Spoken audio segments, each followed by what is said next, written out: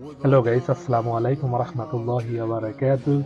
আমি এমডি রাবিমুল্লাহ চলে আসলাম।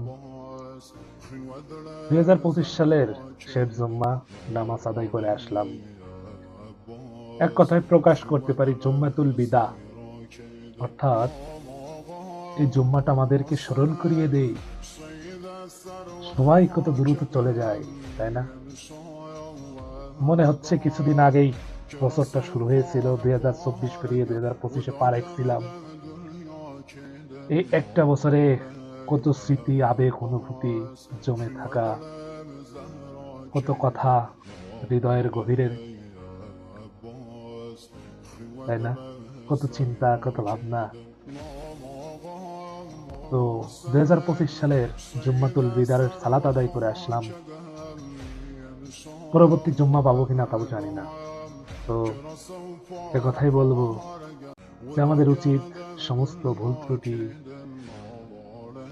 আল্লাহর কাছে ক্ষমা চাওয়া, তওবা করে আবার ফিরে আসা। আল্লাহ আমাদেরকে সঠিক বুঝার তৌফিক দান করুক। আমিন।